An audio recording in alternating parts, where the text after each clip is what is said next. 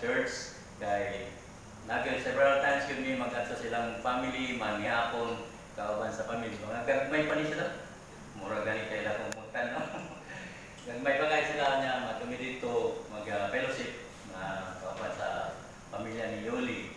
And then last time nga kuan katong nag-preach ko diri more kiti last time yung nagkalamanoy ni Brad Romer nagwali ko diri last time. So nakita na ko nga ang family, although grabe lang nagian mapagsulay silang kinabuhi, but nakita na sila na strong family na naa sa Ginoo. Siguro pagpapasa na itong Ginoo. Okay? Amen. So, usay mga question tayo, nawala man siya nga nindot naman tatong lawas, okay naman kayo siya. So, usay mga dalang kayo pangutana ba, no? Usay kayo karapoy magkatubag. Usay na yung pangutana, nalisod dito bagun. Oh, isip ko nga, sayangan ta ba? Ano wala na tubatan kung pamunta to katuta mga mautong tabi mga wala. Gwapo man tato. Oh, ayo, may ko dota. So, klaro man gina di ba ang pulong sa Ginoo? Acts 17:28, for in Him we live and move and exist. Nabuhi lang kita tungod sa Ginoo. Kaya siya katakiyas kung ginabuhi. Di ba? Napit ay isa ka bata nga mangyalamon ba? Bright ko ni bata. Agad mas bright pa sa nagpatangan. Ingon siya, bata, tagana ning langgam nga nas kong kamot. Unsa ni? Buhi, patay. Anong bata? Kung ako ning ingnon buhi, kumutok ng niya. Pagkawas, patay. Unya, kung yung ko nga kuan, buhay, kung patay, di man po niya pumoton. Di ba? Buhay kaya pong pagawas. Ingon niya, unsa man bata, unsa may may kasulti, buhay patay. Siya ang tinuod, ana, ang kinabuhi sa langgam, naasay mong kamot. Naasay mong kamot. Ang atong kinabuhi, naasa kamot sa Ginoo. Mapita lang ang cemeteryo, di ba? Ang cemetery, kung wato ka dito magalang ang take measure, tigil niya parehas usupot. Diba? Kaya dahil uban, mukbo, dahil uban, lagpat, masig tambok to, pasensya sa mga tambok ka. Masig tambok to, ang uban tangkas. Kung pasabot, di, ang kamatayon, tigil mo pili, o piling edad. O kung saan panahon na, mauna, ang diferensya lang din na to, na lang di mauna, o na ako'y mauna din. Mauna kung tanawan mo kada pitik sa oras, di ba?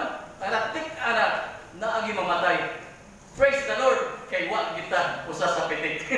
Di ba? Kung ikaw to maripahan sa kada pitik, wa na taron nini kalibutan. Mo nagdikit ka question sa Ginoo ngano nawala ni una kaya naman ang atong kinabuhi ang Ginoo may tagiya ug siya gimabuot.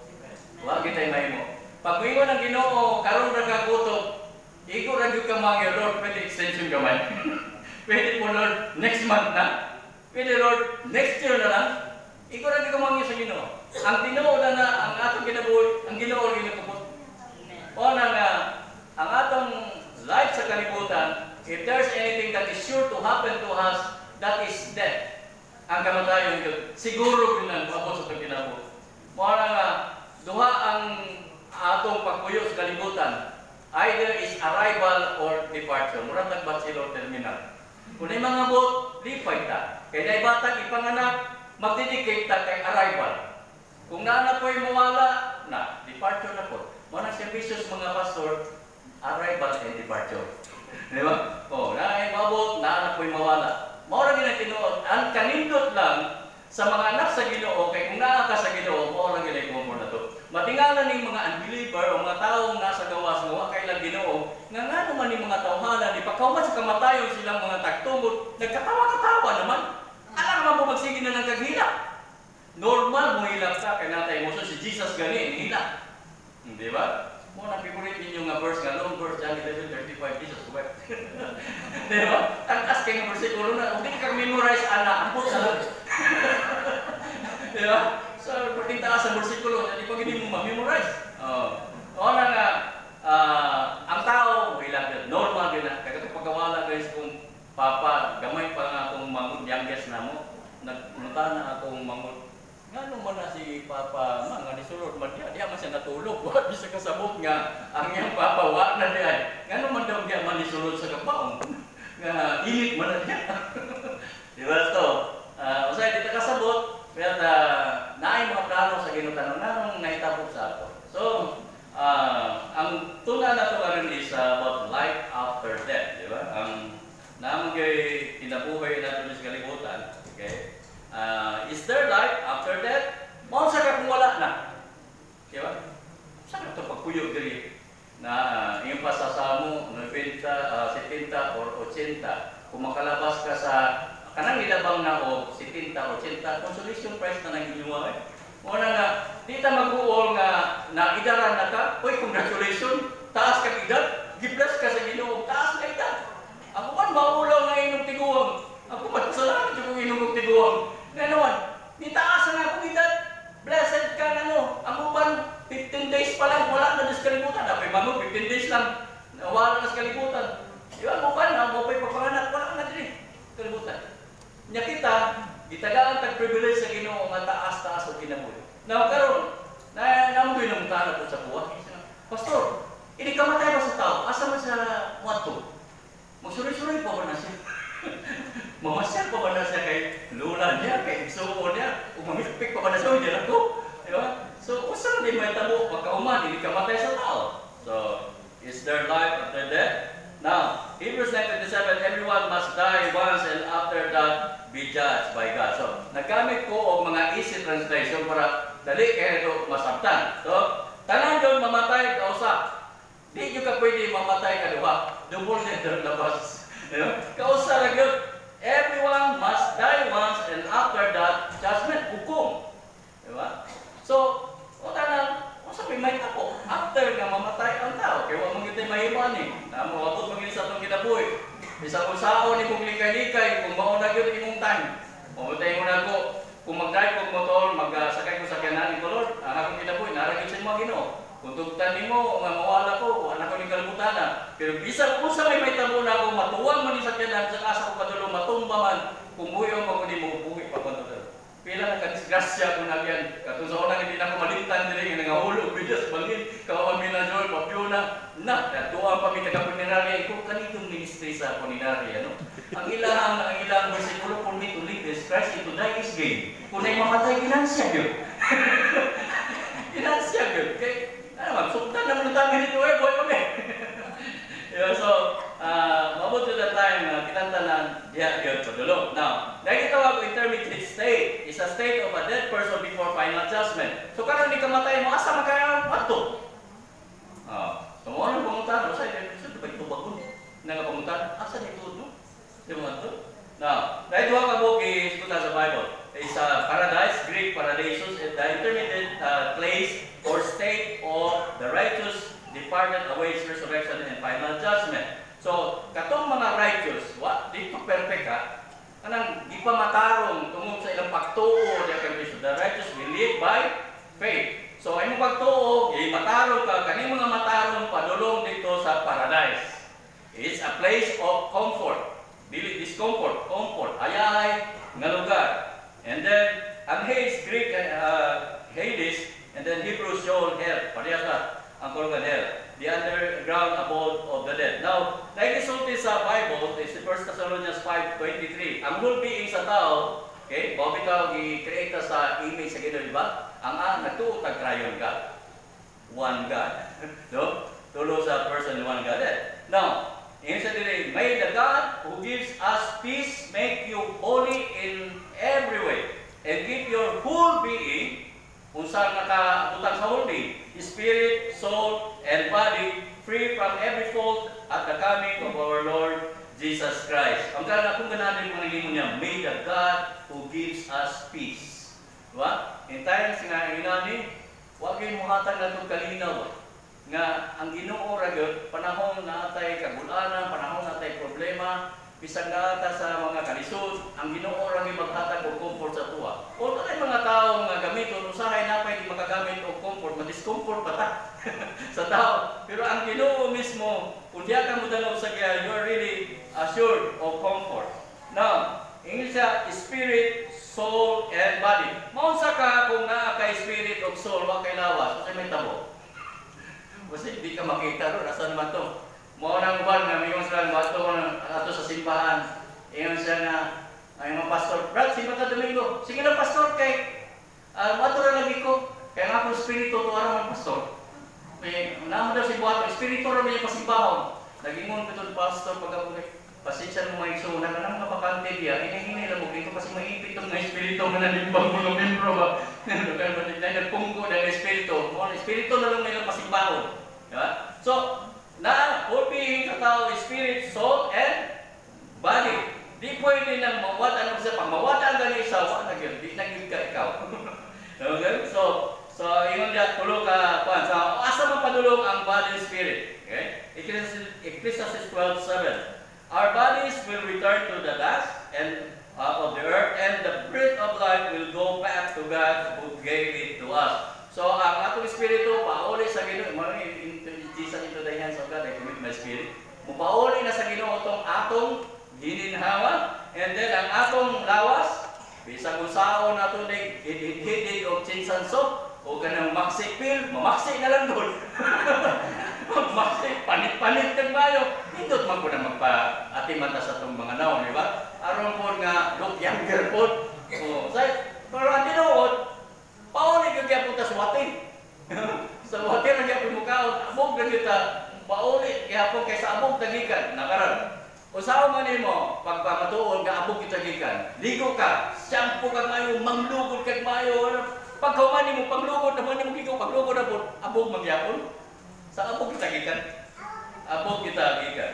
Now, mupauli na klaro kayo, di ba? Ang atong lawas, ado'y madugta, pauli sa abog. Dust to dust, ashes to ashes.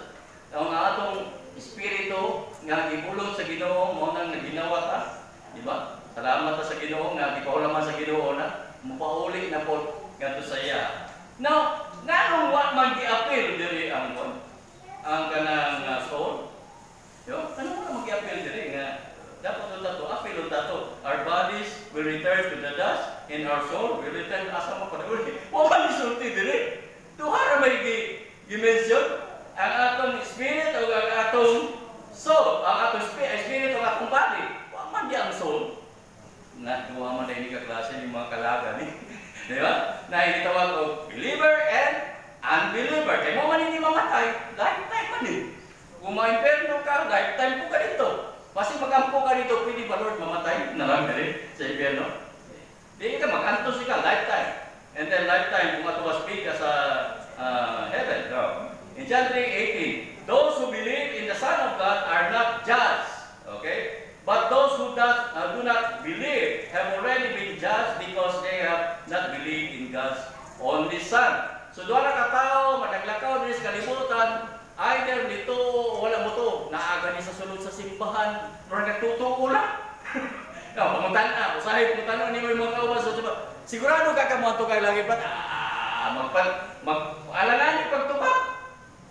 Diba? Kung sure ka na matuglangay dito, kung matuglangay, hindi mo tawag yes. Why? Because I believe Jesus. I accepted Jesus Christ as my Lord and Savior. And I believe in Him. Because of your faith, you will be saved. Diba? So, kung tanawan mo yung kagalingon, masayo pa manggug ko. Napaman ko'y mga kabilingan sa kong ginabot. Nga no, itanaw na ka sa Ginoo aron maluwas ka. Naluwas na ito sa atong kagalingon na. We believe in Jesus. So, ang tao lang na nakakapagtuo sa Ginoo, makita gani mo ang kasama sa ginabot. Though, dili na perfect ka tao. Kung ma-perfect lang ta, dito na tas presensya sa Ginoo. Yung pa nila, ang nanan ra na perfect, si Yasay ra yun. Perfecto Yasay. Siya ra yun perfect. Ang iyang ngalan. Pero ang nagdala sa ngalan, di yun perfecto. Now, klaro kayo ang mulo sa Ginoo, nga either asa taning duha. Are you a believer? Are you an unbeliever? Now, dahil mga tao, mingon sila na, dito mo ko ni Jesus. Diba? I accepted Jesus Christ. Puti lang yung pabautismo. Dito mo daw siya. Puti lang yung sa pabautismo. Asa makamangita ng pagtuwa nga, di man mo salong, di man mo obey. Ang tao ni, ang bata nga imong gisugo, nga palit ito asin dong, mupalit yung nag-asin. Muto maging diretso. Di niya mo palipat. So ang tao nga, mingon siya nito o siya, unya, di siya mutungan sa mando, Kana nga pagtuo, that's question. Tinuo gina. Ano man? Ang those who believe and is baptized will be saved. Mark 16:16. Klaro mo gyud kayo. Kung ituo ka, submit ka sa command. And baptism is a command. Now, moabot na lang ka ang Ginoo, moabot na lang imong kamatayon tapos na ka karon. Nagtuo ka sa Ginoo, nya ilang gyud ko mabaptize. If you believe, then submit. Submitan ka sa mando sa Ginoo. So dara ka tao, asa makaroon na ni Dapita? Are you sure? Kung na'y mangutana sa imo, are you saved? Makatumag makaday, yes, I am saved. Mayroon naman tao, nga kampante siya, o siguro siya, kung pangutanon siya, luwas ka kabrad? Dito ba kagason? Yes, I believe in Jesus.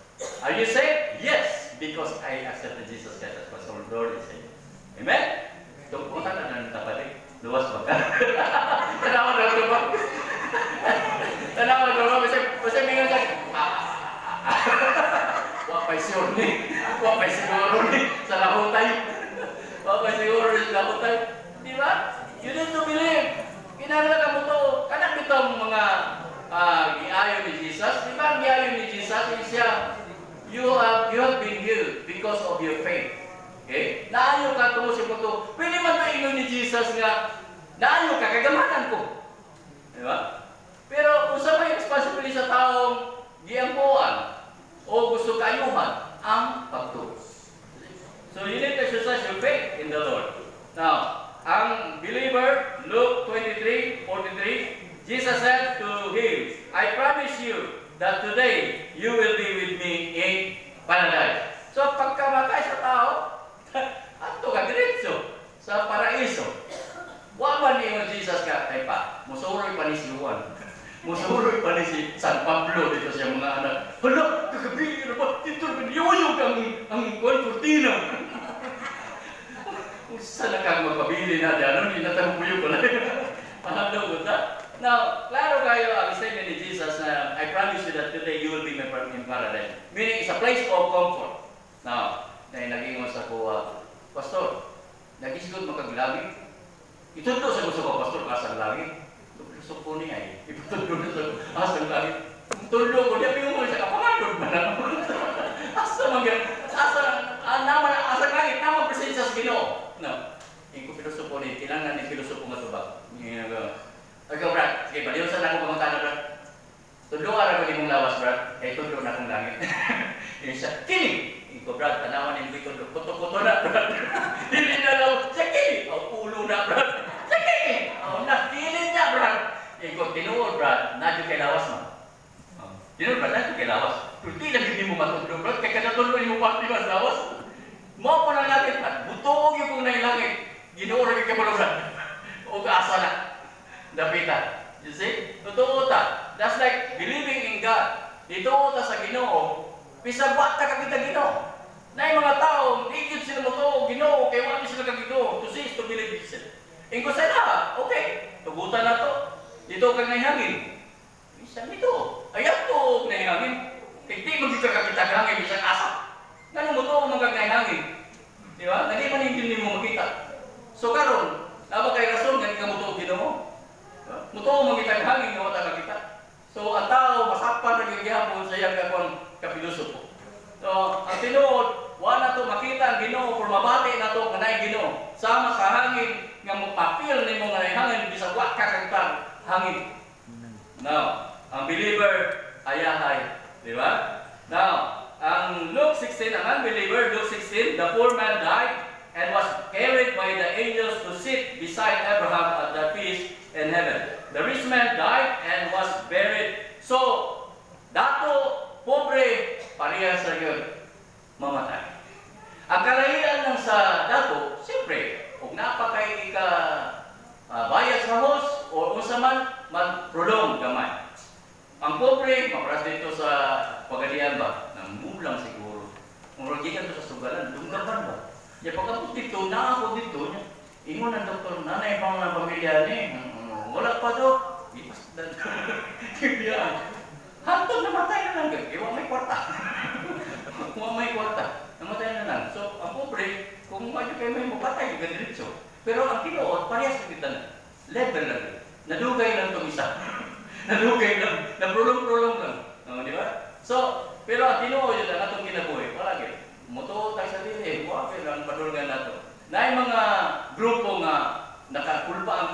nag-preach dito sa Pagadian, dito po sa Pagadian. Na itong babae siya. Sa among mga simbahan, huwag ginamamatay.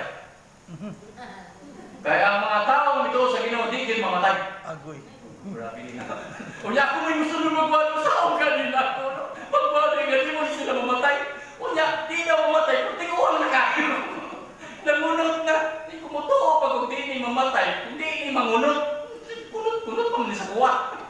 Hindi ko, kung saan hindi mamatay, isura ko yung nananguwali, no? Klaro naman yun, ang pulo sa Ginoo. Nga mamatay na daw, it's because of sin, di ba? Namubo ang atong edad, tuhod po niya ako sa salat. Diba sa Salmo ni Binta, nasuko ang Ginoo, namubo ang edad sa tao. Miski 120 ito sa Genesis, sa ano na, nasitinta na lang, no? Tunga. Unyang masuko na parang Ginoo balik. Napasik, sisintinta, tunga na lang po sa sisinta. Di ba? Samot na kamubo ang atong kinabuhi. Salmo pa ko to, nanatakaroon sa New Testament. Now, muna nga, pasalamat kayong Ginoo na extension na natin ginabuhi. Now, rich man and poor, the same ra ang sitwasyon. Padulong kagyapon, 6 feet below the ground. Now, Luke 16:23, and in haste, take note, ang believer was Hades, di ba? Haste, where he was in great pain, he looked up and saw Abraham far away with Lazarus at his side. So, sa padulong ang believer, sa wala pang final judgment, to sa Hades. Mamuntahan mo ka sa Hades, kamu na ibahala niya. Magdubag. Now, Luke 16:24. So he called out, Abraham, Abraham, take pity on me, and send Lazarus to dip his finger in some water and cool off my tongue, because I am in great pain in this fire. So, tanawa, nagapagkalayo dito, init, sakripisyo, di ba? Now, muli ka nindot ba? Si Lazaro, tuwa sa sayahay nga dapit. Mawala din akong concur sa tuwa. Kung naglisod man takaron, dinis kalibutan, nga 70 or more than 80 years na kamakuyo ng kalibutan na temporary. After this life, kung maglisod gihapon ka, gidimalas na gyud ka. Ayaw mong tuguti nga naglisod pa ka kalibutan nga 70 ra katuig ang maximum, di ba? Or more than that. Now, after this time, kung maglisod pa gyud ka, tugutan pa gyud nimo.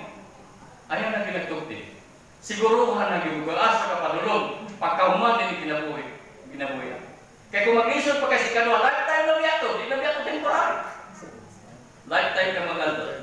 Now, muna nga, no matter what happens, dinis kalibutan, ay yung buhi ang imong pagpangalagan sa Ginoo, kay maura yun na ang atong kapital, pagkahuman ni kalibutan na, maura yun na imong makungkum, maura yun na imong madala ang imong pagtulad sa Ginoo.